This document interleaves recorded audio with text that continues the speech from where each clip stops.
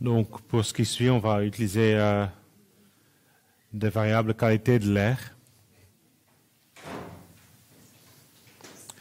Et donc, on va regarder la qualité de l'air à Arlon en 2005, 2015. Donc, à l'aide d'un appareil bien calibré, on mesure la quantité de dioxyde d'azote au centre de l'agglomération d'Arlon à 50 reprises, à des dates sélectionnées aléatoirement et indépendamment durant l'année 2015.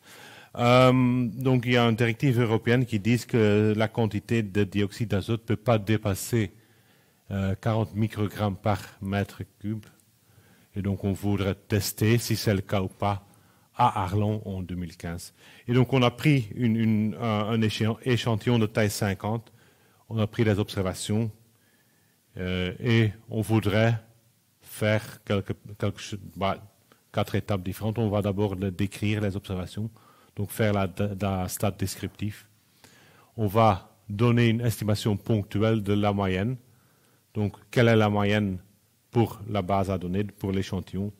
Pour cette moyenne, est-ce que je peux calculer l'intervalle de confiance? Donc, quelles sont les valeurs plausibles basées sur l'échantillon?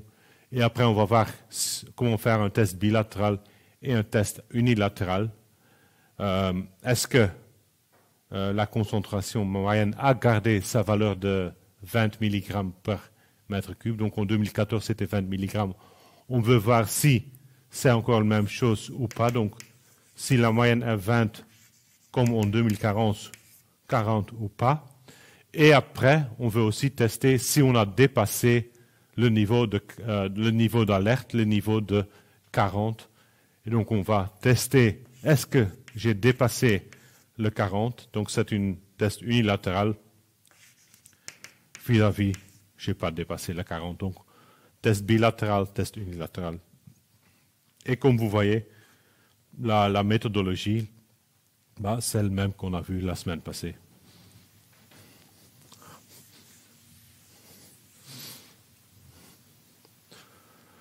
Donc d'abord, stade descriptif. J'ai mes observations, je crée le histogramme, je crée la boîte à moustaches.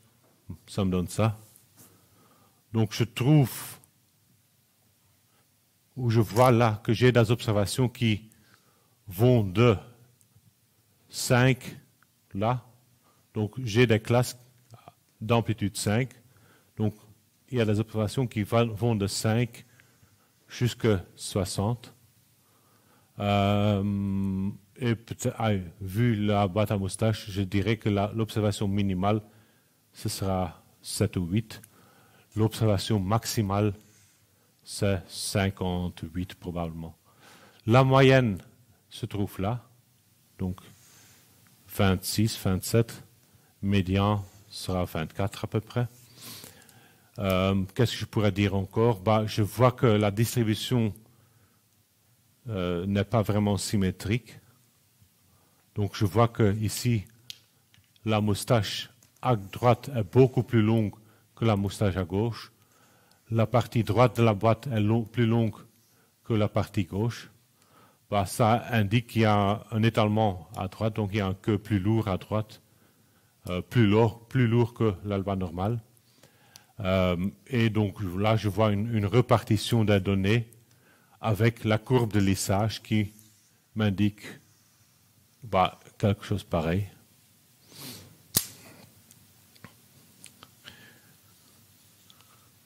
Je pourrais aussi regarder vis-à-vis de 40 microgrammes par mètre cube.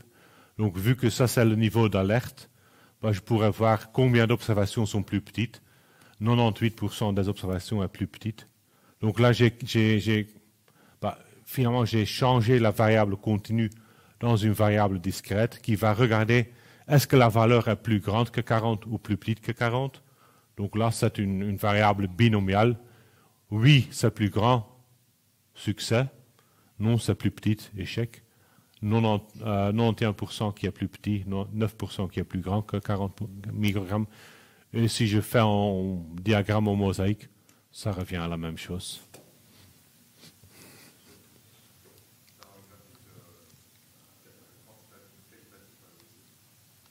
C'est une graphique.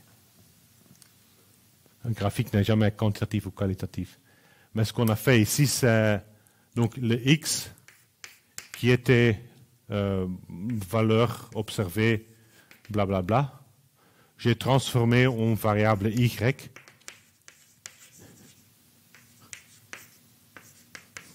qui regarde si la valeur est plus grande que 40, et donc il a deux valeurs possibles, 0, 1.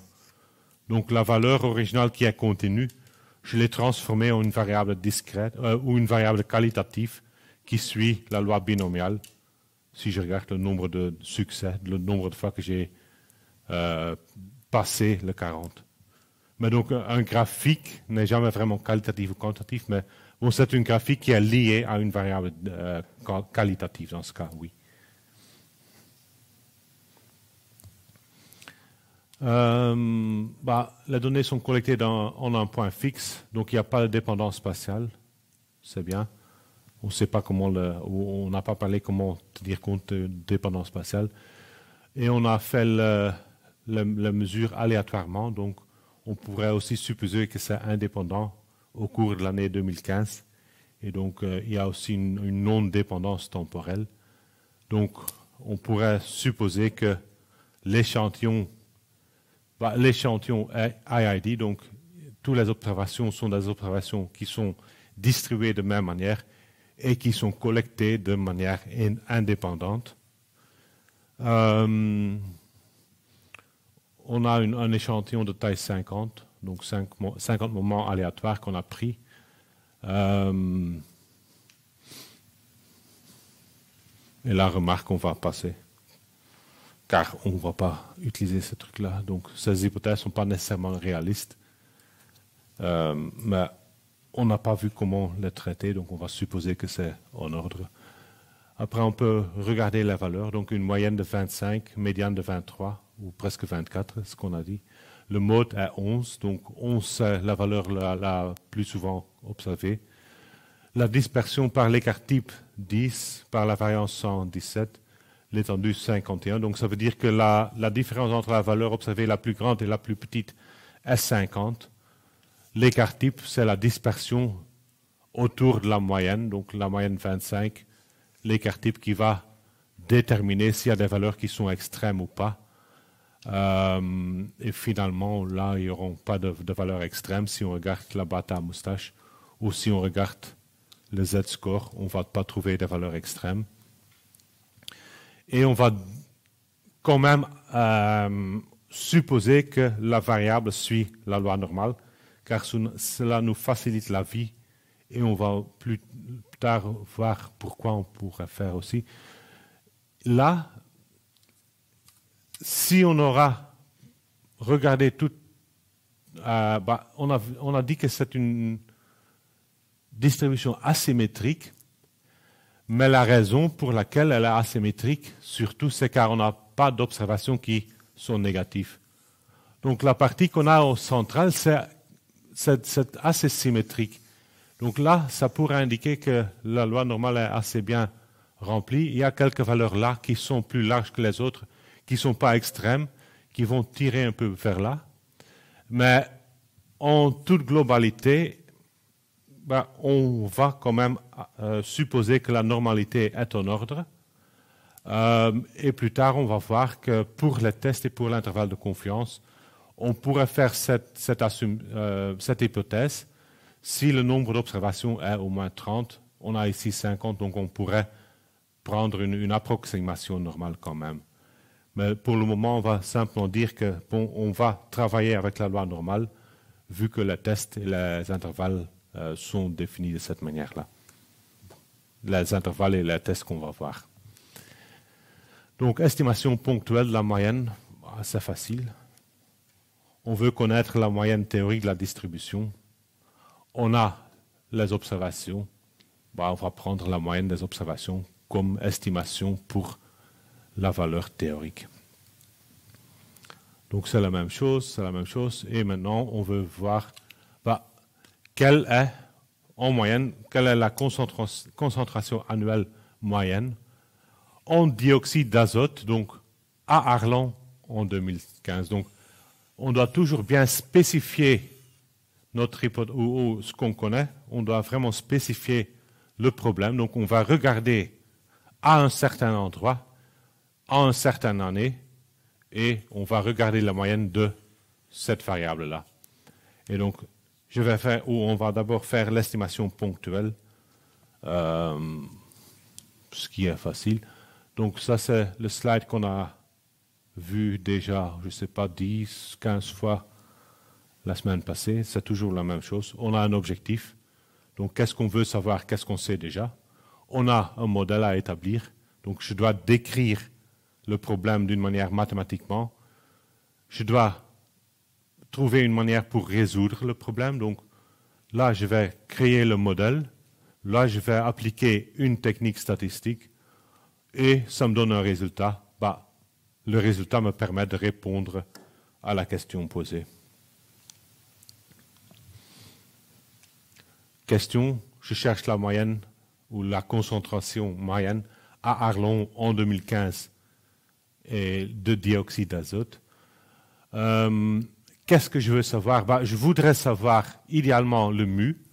Donc c'est la valeur théorique de la distribution. Je ne connais pas, c'est inconnu car je ne connais pas toutes les observations ou toute la distribution.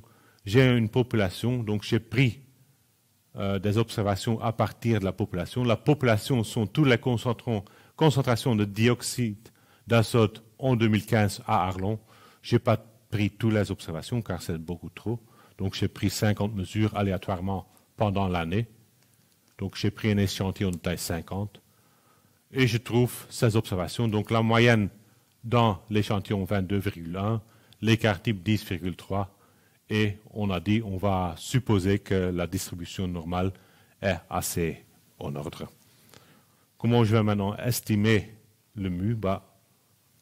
Je vais l'estimer par l'X-bar. Objectif dans ce cas, je veux estimer la moyenne mu. Je veux l'estimer basé sur ce que nous avons vu dans l'échantillon.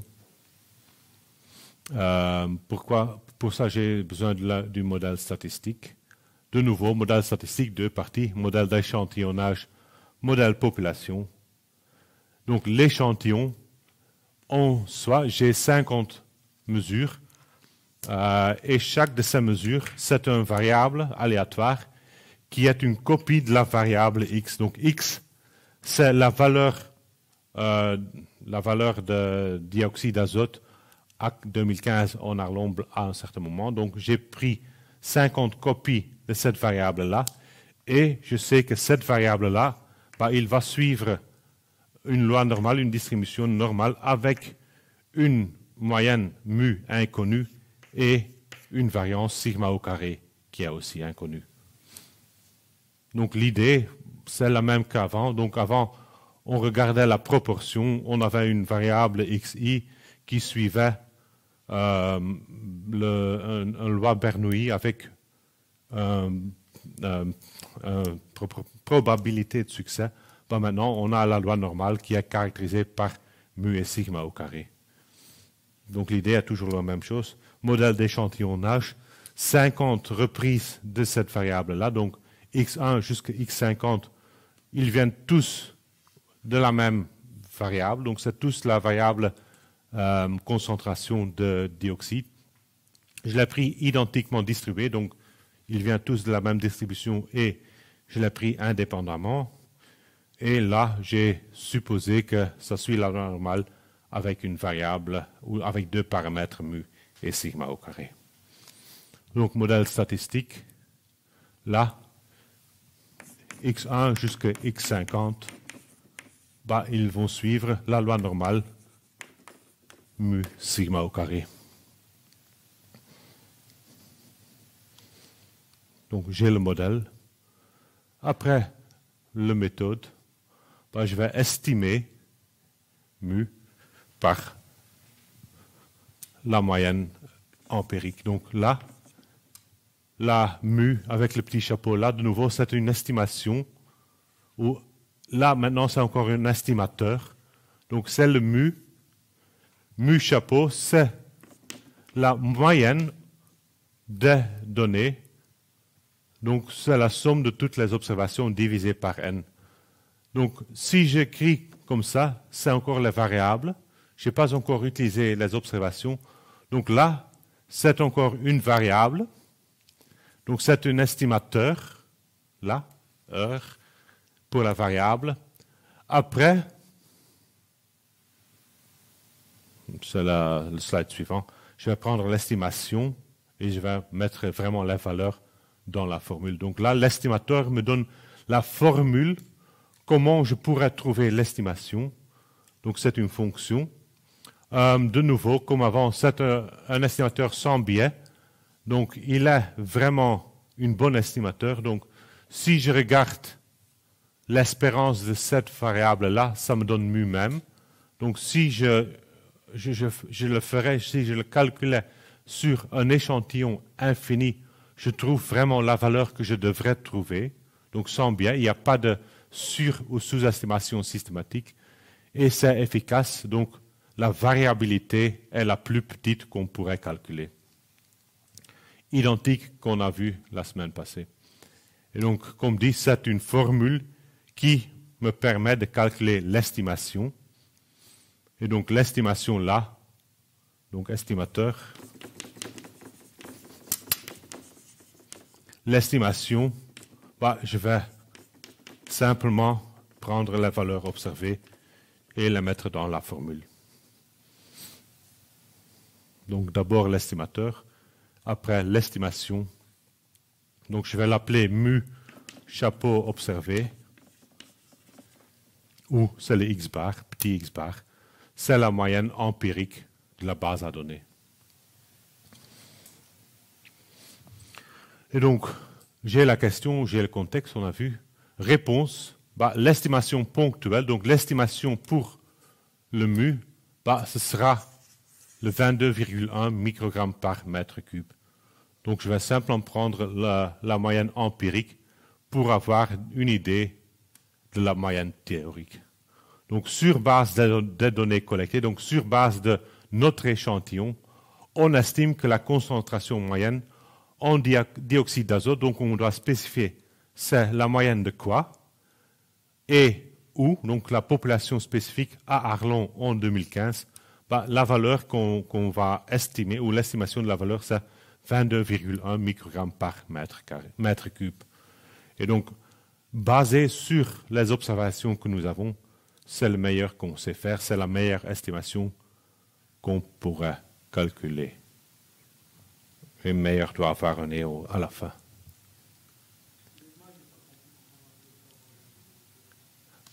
Tu n'as pas compris quelle partie? Pour avoir... Tu le calcules.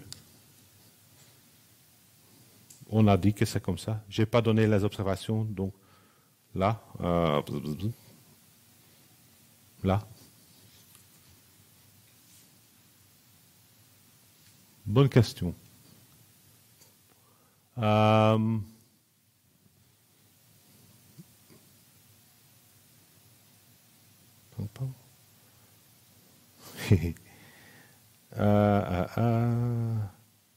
Disons que c'est comme ça, mais je devrais vérifier car il y a une discrépance entre les deux. Donc, mais je n'ai pas donné les observations individuelles, donc tu ne sais pas les calculer toi-même. Donc c'est pour ça que j'avais donné les valeurs avant. Mais quand même, il y a une discrépance avec celle-ci et le 25 avant. Donc disons que c'est le 21, que c'est le correct. Je pense que le 22, il y a une différence entre les deux, mais je dois vérifier. Je vais quand même noter. Je n'avais pas remarqué, désolé.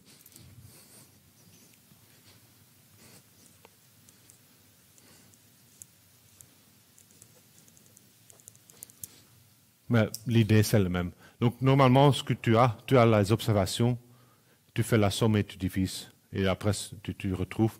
Ici, je t'ai donné simplement la valeur.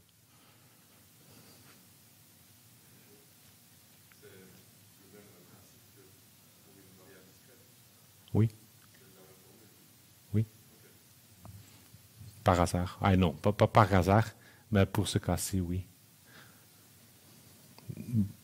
C'est une question que j'allais poser plus tard aussi, mais finalement, ça revient à la même chose.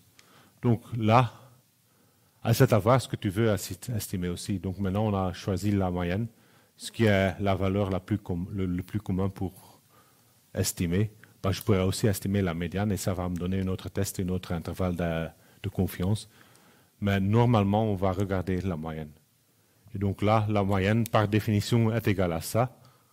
Et comme tu avais déjà remarqué avant, on avait estimé la proportion qui avait la même formule, mais avec une autre distribution. Donc, dans le cas qualitatif, on avait le xi qui est distribué comme x. X suit une loi Bernoulli avec le P.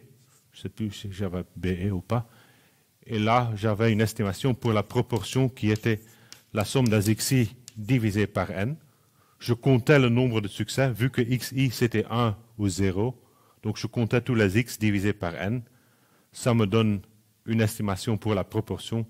Bah ici, je regarde la somme des xi, je divise par n. Donc, comme tu dis, la formule, c'est la même chose, vu que la proportion, c'est la moyenne, aussi une moyenne, mais pour les x qui sont distribués d'une autre manière.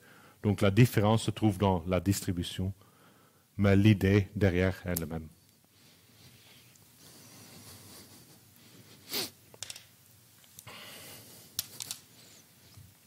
Donc, on avait mu le paramètre fixé inconnu. Mu chapeau, c'est l'estimateur. Mu chapeau observé, l'estimation. Donc, toujours la même chose.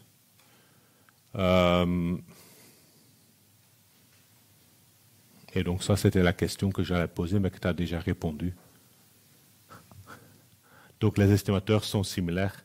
Ben, la raison pour ça, c'est que finalement, cette proportion-là, il est aussi calculée comme une moyenne. Et donc, vous allez voir que toute la démarche pour les intervalles et les tests sont identiques à la démarche qu'on a vue la semaine passée. La différence se trouve ici dans la distribution. Mais l'idée derrière est identique.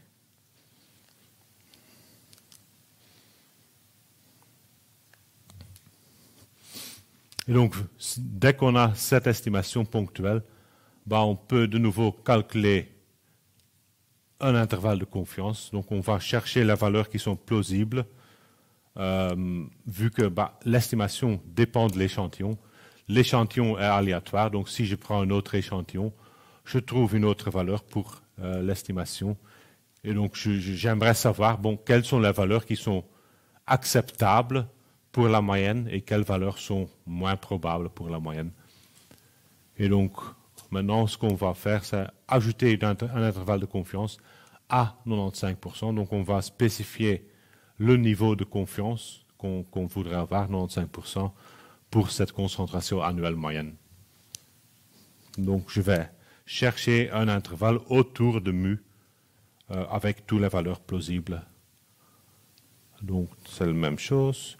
C'est la même chose. Donc, la question change. Donc, on a l'estimation ponctuelle. Donc, maintenant, on veut chercher l'intervalle de confiance. Donc, on veut chercher un étendue de valeurs plausibles.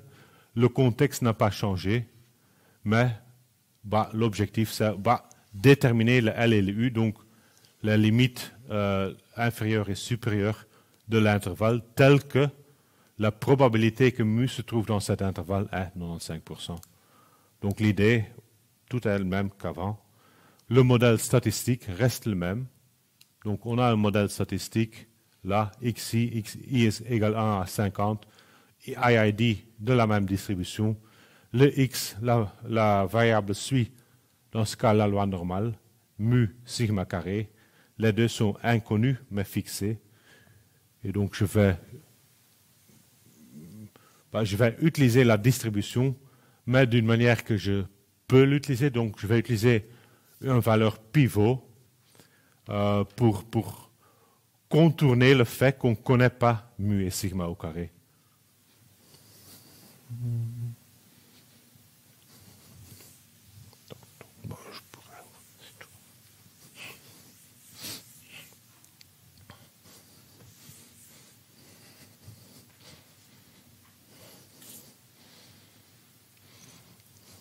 Donc, on a le mu chapeau, donc le mu qu'on pourrait calculer à partir des observations.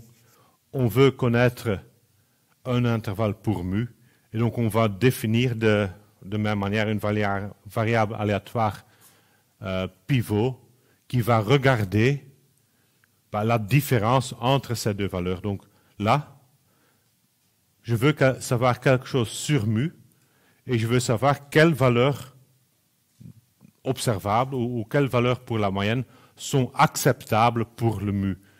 Et donc, ce que je vais faire de nouveau, c'est je vais faire la différence et diviser par l'écart type. Et je vais le changer un tout petit peu. Donc, on avait x suit la loi normale mu sigma au carré. Donc, ce qu'on faisait avant, c'est on regarde ce qu'on a, on regarde l'observation ou l'estimateur mu chapeau, on retire la valeur moyenne, l'espérance, donc on retire le mu, et on divise par l'écart type sigma. Donc ça, c'est la valeur pivot théorique. Et là, on sait que cette valeur, z, cette valeur suit la loi normale standard. Ça, on sait. Maintenant, ce qu'on a, c'est on ne connaît pas le mu, on ne connaît pas le sigma. Le mu, ce n'est pas grave car on veut garder le mu là pour trouver l'intervalle. Le sigma, par contre, c'est plus difficile. Donc là, si sigma est inconnu, je vais l'estimer par S. Donc, je vais l'estimer par l'écart type empirique, l'écart type que j'ai observé dans la base à données. Et donc, la variable pivot ou la variable de test va être mu, chapeau moins mu, divisé par S et pas par sigma. À ce moment-là, on pourrait démontrer que cette variable-là, il ne suit plus une loi normale, mais il va suivre la loi student. Donc, il va suivre une loi T avec n-1 degré de liberté. Donc là, on va le noter comme T. Donc, la variable, on le note par T, car il suit la loi ou la distribution student, qui est dénotée par T, au lieu de Z pour la loi normale. Donc, la raison pour ça qu'on a estimé le sigma ici, donc la distribution va changer.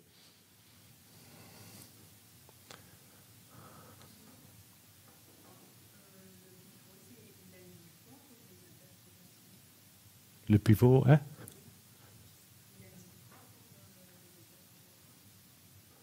Il indique le pivot. Il indique...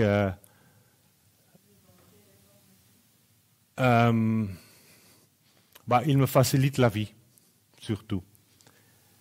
C'est l'étape suivante. J'ai la distribution. Donc, si j'avais avant la distribution normale standard, j'avais ça. Le pivot était le Z. Donc, avant, c'était... dans le cas qualitatif, on avait... je vais mettre là. Donc, c'était le P chapeau moins P divisé par l'écart type qui était P A moins P divisé par N. Donc, ça, c'était le pivot qu'on avait défini avant. Donc, ça suit la loi normale. Et on a dit qu'on veut avoir un intervalle qui contient 95%. Donc, on allait regarder les quantiles. Donc, d'une manière qu'on avait 95% au milieu et 2,5% à gauche et à droite. Et donc, ça me donnait les quantiles Z en toute généralité 1 moins alpha divisé par 2, z alpha divisé par 2 qui était moins z 1 moins alpha divisé par 2. Donc le pivot, c'est simplement pour retomber sur cette distribution-là au lieu de la distribution originale. Et donc là, je sais que cette valeur pivot, pour être normale, il doit se trouver entre ces deux valeurs. Donc c'est une transformation qu'on fait pour faciliter les calculs.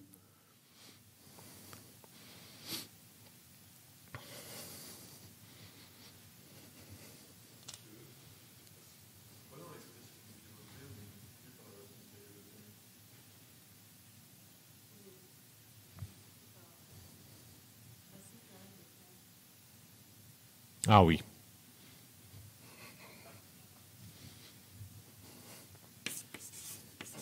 Pour ça. Le pourquoi, c'est ça a à voir avec le fait que mu, c'est une espérance. Donc, j'ai x qui est distribué de telle manière là. Alors, je vais regarder x bar. C'est la somme des xi divisé par n. Le mu, c'est l'espérance de x bar. Et maintenant, c'est la variance x bar qui est intéressant. Donc, ce que je devrais savoir, c'est la variance d'x bar. Donc là, le x suit une certaine distribution. Bah, ici, j'ai besoin de la distribution de la moyenne. Donc, on sait que là, l'espérance de la moyenne, c'est la moyenne théorique, c'est le mu. Donc, c'est celle-là. On pourrait calculer la variance de x bar. La variance d'x bar, c'est la variance de la somme divisée par n.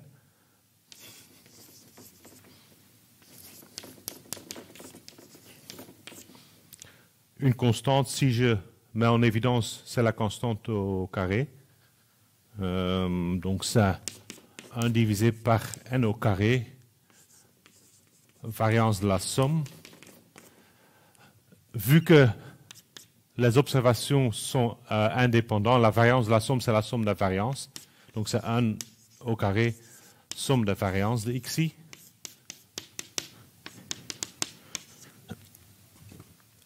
Chaque des variances est égale à sigma au carré. Donc, j'ai sigma au carré plus sigma au carré plus sigma au carré n fois. Donc, ça me donne n sigma au carré. Et je trouve que la variance de la...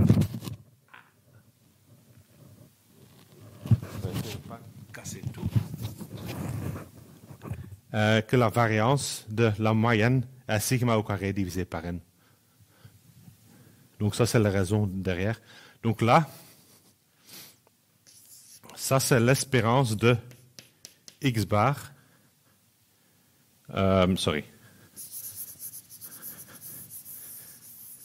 Ça, c'est le x bar. Je retire l'espérance de x bar, qui est égale à mu. On sait facilement calculer, car c'est sans biais. Donc, l'espérance, c'est la valeur qu'on devrait trouver. Et on divise par la racine de la variance de x bar.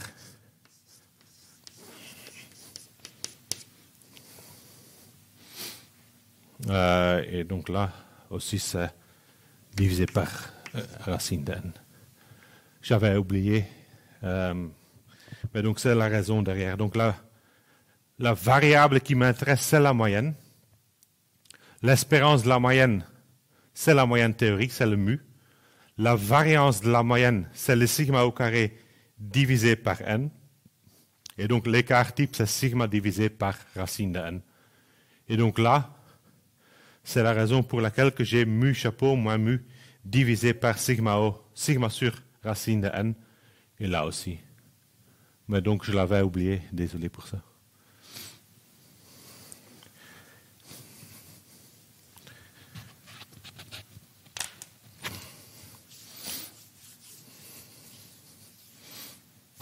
Donc, c'est la même raison pour laquelle il y a le divisé par sigma dans le cas qualitatif aussi.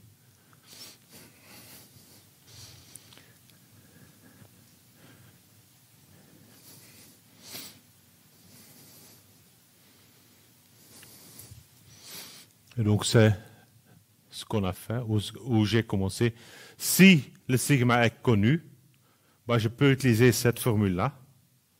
Je vais quand même...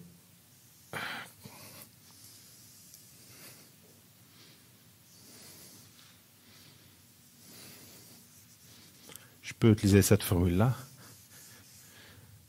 Si sigma n'est pas connu, bah, je dois estimer par S, je dois utiliser cette formule.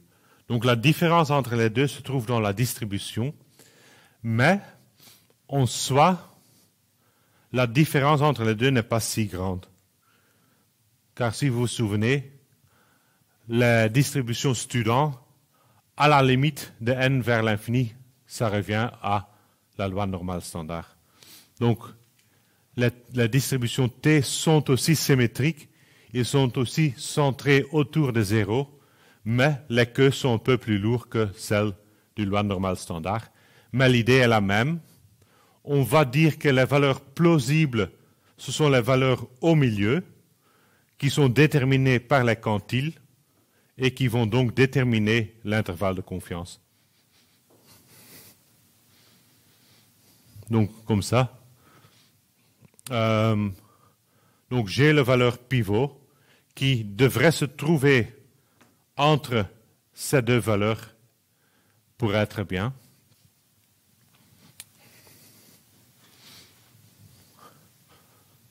Donc, je sais que, par définition, 95% de la masse se trouve entre ces deux quantiles.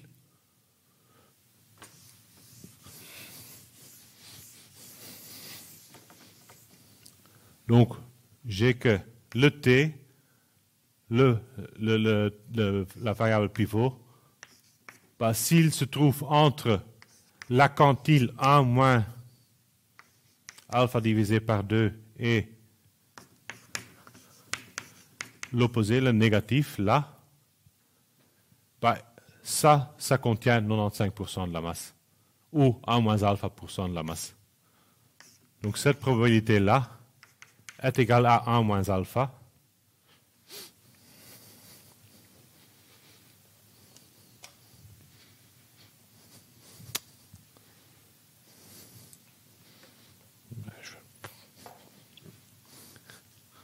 Je vais la mettre là. Donc j'ai une probabilité, par définition, si je me trouve entre ces deux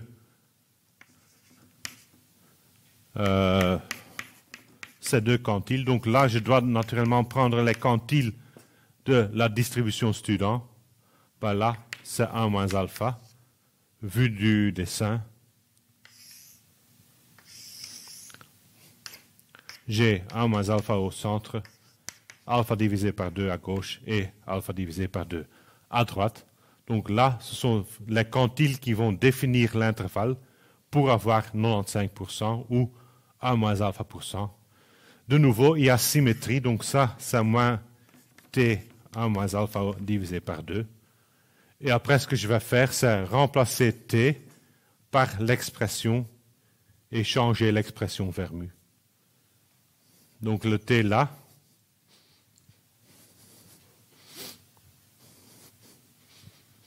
ce t là, c'est la variable pivot, donc moins mu chapeau divisé par S racine de n. Donc, cette valeur-là se trouve entre ces deux valeurs, les deux quantiles, et je vais transformer ça pour trouver un intervalle autour de mu. Et donc, la transformation, c'est le même qu'on a fait la fois passée, et l'intervalle qu'on va trouver, c'est aussi le même. Donc, vous pouvez le calculer facilement. Vous allez trouver quelque chose, mu, qui se trouve entre une valeur inférieure et une valeur supérieure. Bah, la construction, c'est la même. On a mu chapeau moins la quantile fois l'écart type, mu chapeau plus la quantile fois l'écart type.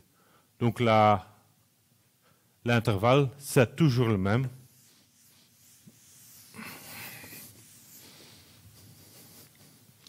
C'est le même qu'on a vu la semaine passée. Donc, intervalle de confiance, c'est l'estimateur plus minus la quantile 1 moins alpha divisé par 2 fois l'écart type, je vais le noter avec S, divisé par racine de n.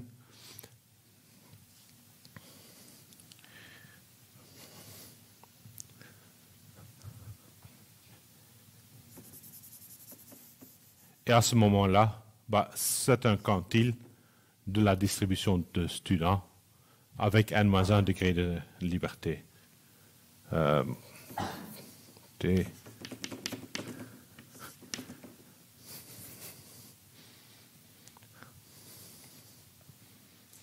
Donc c'est la même chose qu'on avait avant.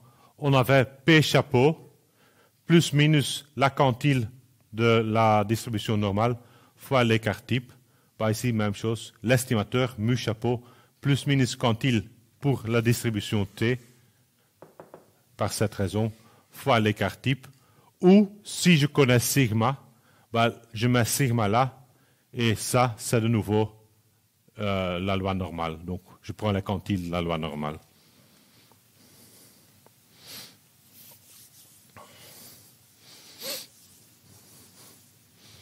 Et donc, après, je vais le calculer. Donc ça, c'est l'intervalle de confiance théorique avec l'estimateur pour S, l'estimateur pour mu. Après, je vais calculer les valeurs. Ça me donne une valeur observée pour la moyenne et une valeur observée pour l'écart type. Et je retrouve un intervalle avec une borne supérieure et une borne inférieure.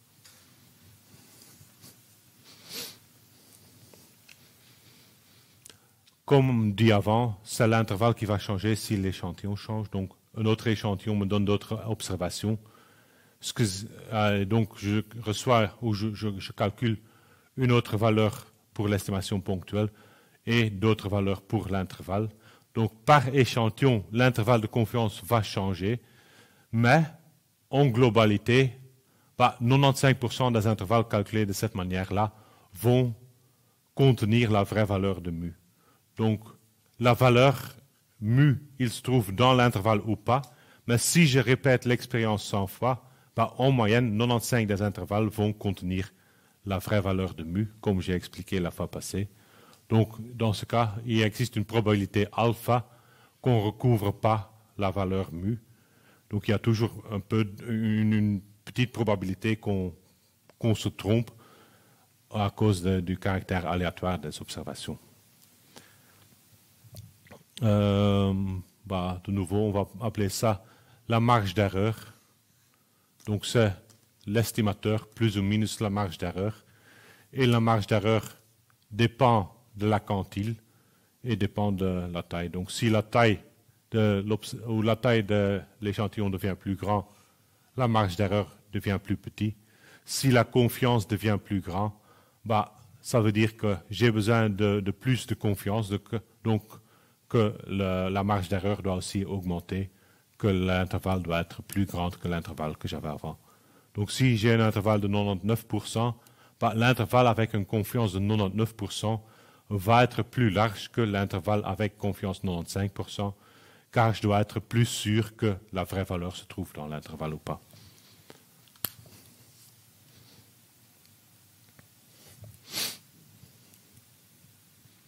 Si je le fais maintenant pour l'exemple, on a tout ça. Je voudrais trouver ces valeurs-là. J'ai mes formules. Et je prends... donc là, la moyenne dans la base de données, c'était 22,1. S, l'écart type, 10,3. N, 50. Et après la quantile, je dois le retrouver par le logiciel ou par le tableau. Et donc là, à ce moment-là, dont j'ai besoin, c'est...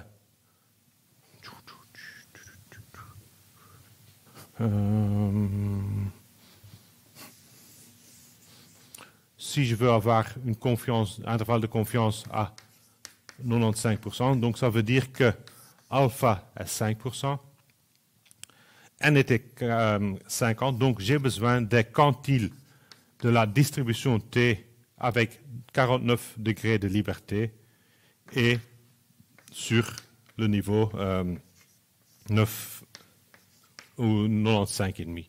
Donc 2,5% à gauche, 2,5% à droite. Donc là, je dois trouver cette valeur-là par le logiciel ou autrement par le tableau. Et donc si je prends le tableau,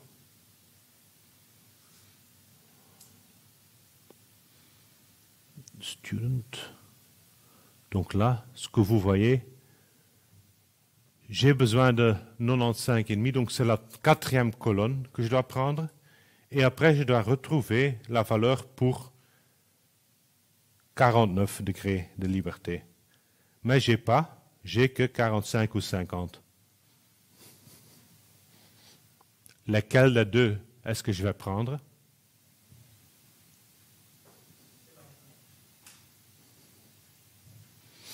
Pourquoi 50?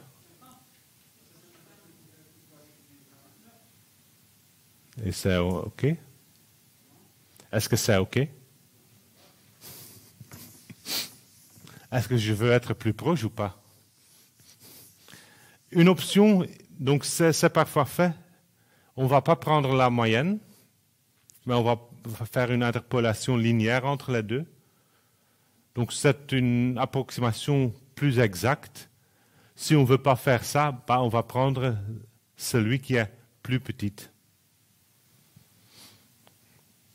Donc là, je vais prendre le T45 et pas le T50.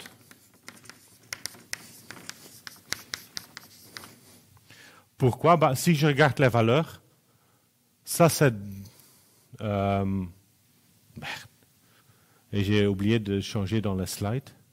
Donc c'était fautif dans la slide originelle. Donc ça c'est le 2,0090. Ça c'est le 2,014. Bah, la vraie valeur, il va se trouver entre les deux. Donc la vraie valeur sera ici. Et l'intervalle, vous avez dit, ça dépend de la quantile S divisé par la racine de n. Donc la vraie valeur, c'est la valeur qui utilise ça et qui recouvre 95%. Si maintenant je prends cette valeur-là, c'est une valeur qui est plus petite que cette valeur. Vous voyez que là, cette valeur est plus grande, c'est plus petit. Donc cette valeur est plus petite que la valeur rouge. Donc l'intervalle là, il va être plus étroit que l'intervalle que je devrais avoir. Mais l'intervalle que je devrais avoir à 95% de masse, si je prends un intervalle qui est plus petit, ben je couvre plus de 95%, mais je vais couvrir 94 ou 93%. Donc l'intervalle, en utilisant cette valeur-là, est trop petite. Donc je ne vais pas utiliser celle-là, mais je vais utiliser celle-là. Et pour celle-là, je sais que l'intervalle est trop large, mais quand même, ça couvre 95%. Ça va couvrir un peu plus, mais c'est le mieux que je sais faire basé sur le tableau. Vu que l'autre, bah, il est trop petit. Là, je n'ai pas le 95% que je devrais avoir. Là, j'ai plus. Donc, je préfère d'avoir plus pour avoir au moins 95% que d'avoir pas assez, vu que je devrais avoir une confiance de 95%. Donc là, je vais calculer avec le T45 et pas le T50.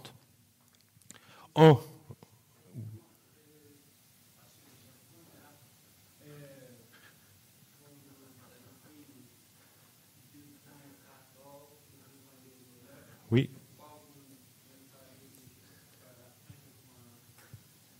Car j'ai le niveau de confiance. Donc là, ça définit le niveau de confiance. Donc j'avais besoin de 97,5. Donc c'est cette colonne-là. Donc je dois certainement regarder dans cette colonne. Toujours.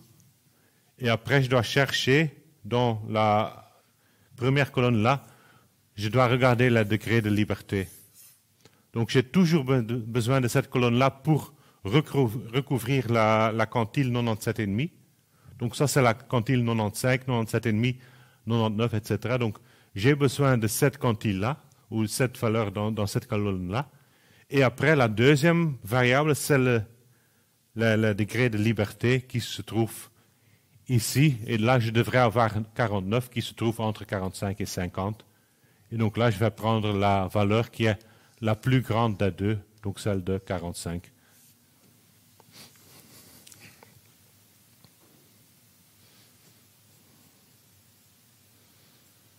Et donc, j'ai oublié de changer ça.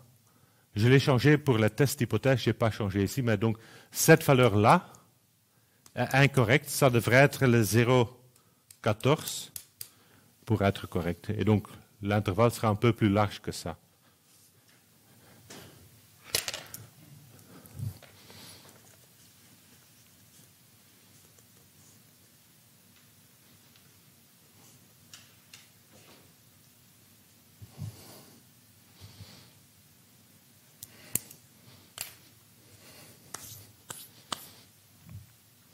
Et donc, ça donne un intervalle de confiance qui va être un peu plus large, donc 19, je sais pas, 15 ou 14 jusqu'à 25,4. Et donc, ça donne la valeur plausible pour la moyenne. Oui,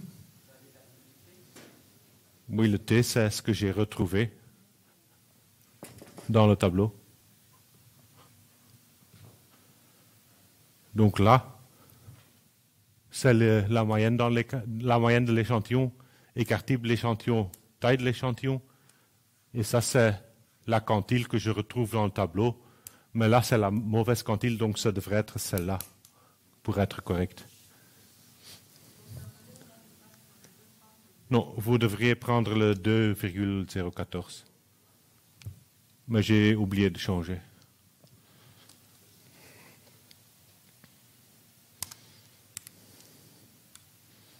Donc, c'est ce que j'ai dit. Donc, normalement, on avait besoin de Student T49. On va regarder dans le tableau et on va prendre celui qui est plus petit, donc la valeur qui est plus grande. Donc, je prends les degrés de liberté qui sont plus petites que celles que je devrais avoir. Mais si vous le calculez sur R, bah, vous aurez la valeur exacte. Donc, vous pouvez calculer T49 sans problème. Bah, quoi faire si les données ne suivent pas la loi normale? On pourrait calculer un intervalle de confiance exact. Ce n'est pas le but pour le cours. Mais on pourrait le faire d'une complètement autre manière, basée sur des techniques non paramétriques. Mais ce qui est bien, c'est qu'il existe un théorème qui dit que n'importe quelle distribution mes observations suivent, donc les X pourraient suivre n'importe quelle distribution, à ce moment-là, la moyenne sera toujours approximativement suivre la loi normale à partir d'un certain moment. Donc, si X, là, je ne connais pas du tout la distribution, mais je connais la moyenne et la variance, je sais qu'il y a une moyenne et une variance, bah, pour calculer l'intervalle de confiance, je n'ai pas besoin de X, j'ai besoin de la moyenne de X. Bah, le théorème de la limite centrale me dit que cette moyenne, à partir d'une certaine taille de l'échantillon, va approximativement suivre la loi normale avec ces deux valeurs. Et donc là, la seule question est à partir de n, ou à partir de quelle valeur de n. Et donc là, c'est un peu variable pour... c'est variable, ça va dépendre de la distribution. Donc si c'est une distribution normale, la taille de l'échantillon pourrait être plus petite. Si c'est très asymétrique, c'est plus grande. Mais ce qu'on dit souvent, si j'ai au moins 30 observations, dans ce cas-là, je vais dire que c'est OK. Donc, si j'ai un échantillon d'au moins 30 observations là, je peux prendre ou je peux supposer que la moyenne suit approximativement la loi normale. Et donc, je suis dans ce cas-là et je trouve le même intervalle de confiance et je peux même utiliser les quantiles de la distribution normale.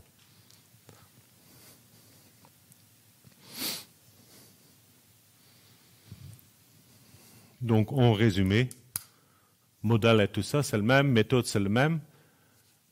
Sigma, mu et sigma sont inconnus. J'ai le pivot T qui suit la loi student N-1.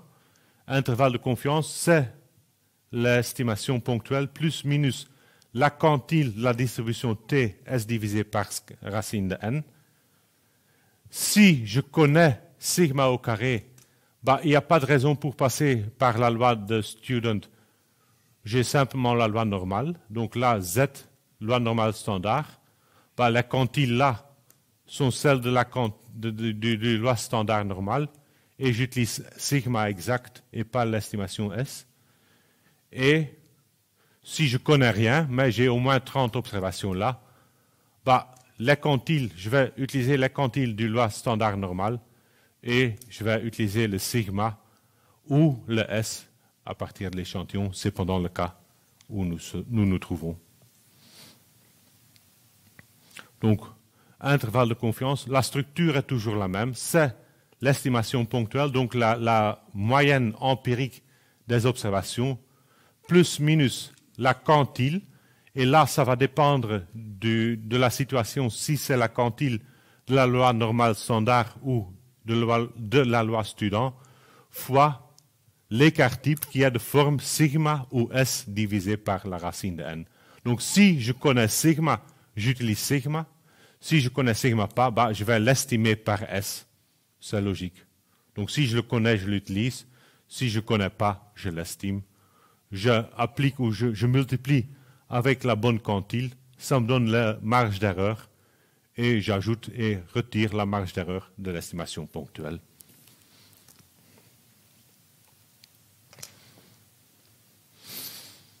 Ce qui conclut la partie 7,Z.4.